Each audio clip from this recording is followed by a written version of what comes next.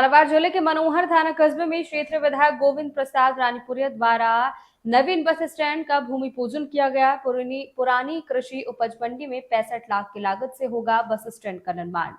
विभाग ने जारी किए वर्क ऑर्डर। कस्बे वासियों में दौड़ी खुशी की लहर। बरसों पुराने सपने को पंख लग चुके हैं। मनोहर थाना कस्बे में बरसों से बस स्टैंड की कमी से जूझ रहे क्षेत्रवासियों का सपना अब साकार होने जा रहा है। सालों से विधानसभा मनोहर थाना में खल रही एक बस स्टैंड की कमी। कई बार एक्सप्रेस न्यूज भारत ने भी ग्रामवासियों के इस मुद्दे को उठाया और सरकार तक कस्बे वासियों की समस्या को पहुंचाया है।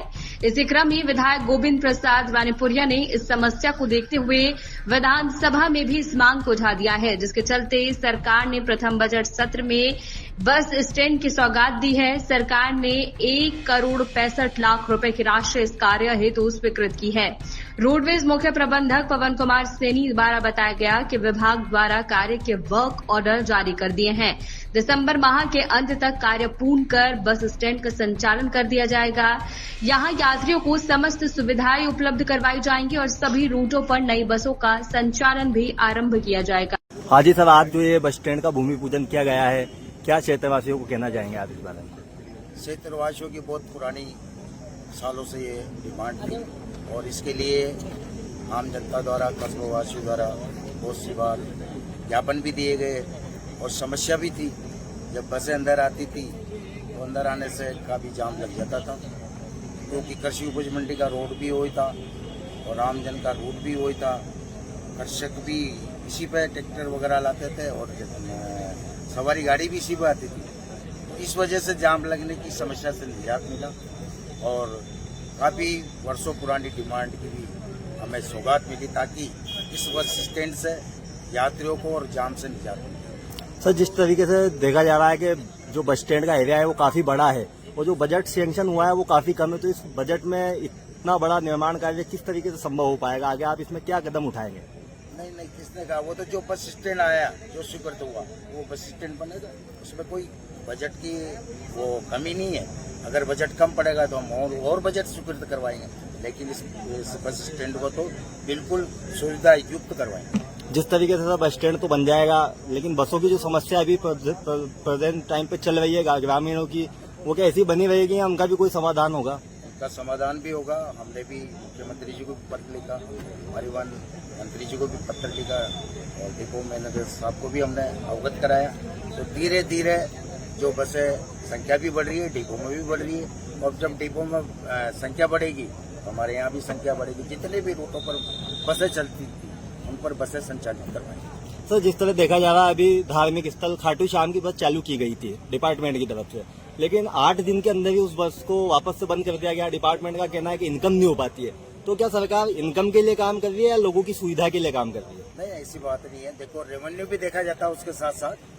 बस स्टैंड जैसे आज बस स्टैंड है तो बस स्टैंड का पैसा खर्च हुआ ही है। अब जब बस में सुविधा मिलेगी तो यात्री भी बढ़ेंगे, यात्री बढ़ेगा तो राजस्व भी बढ़ेगा। अब राजस्व के अनुसार उसका वर्ष का जो खर्च होता है उस हिसाब से चलता रहता है और रेवेन्यू कोई बड़ी बात नहीं है।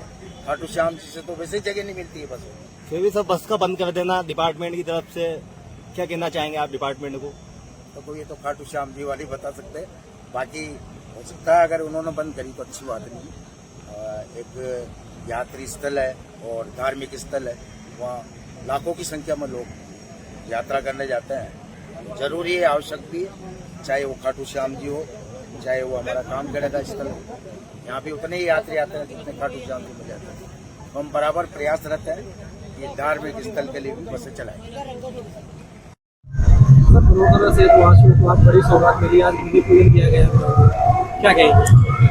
ये रोड थाना वालों की बहुत पहले से पुरानी डिमांड थी और हम रोडवेज वालों को भी इसकी आवश्यकता थी। देखो, आम पब्लिक को सुगम सुविधा, सरल सुविधा, सेफ सुविधा रोडवेज का यही एक ध्येय है।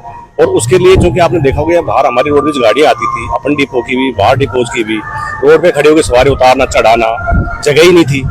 तो हम लोग भी जब से इसके लिए लगे हुए थे, मैं जब आया जनवरी तब से मैं भी करीब 5 बार विजिट कर चुका हूँ ये जमीन के लिए, अपने नाम पे कराने के लिए, इसका लीज डीड कराने के लिए और यहाँ के जो अपने कलेक्टर साहिबान थे, एसडीएम साहिबान ने और तहसीलदार साहब ने भी भरपूर साथ दिया। बहुत जल्द ये जमीन अपने नाम पे गई।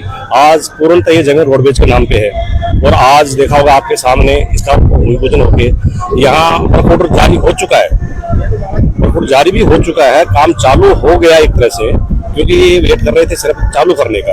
और इसके लिए अपने को जो प्लान है, इसका जो प्लान है बस अड्डे का, वो भी जारी कर दिया है। काम चालू ही समझो, चालू हो गया और मेरे ख्याल से बाय एंड ऑफ दिसंबर, इस जो लिमिट दी है दिसंबर तक ये बनके तैयार हो जाएगा। इस तरीके से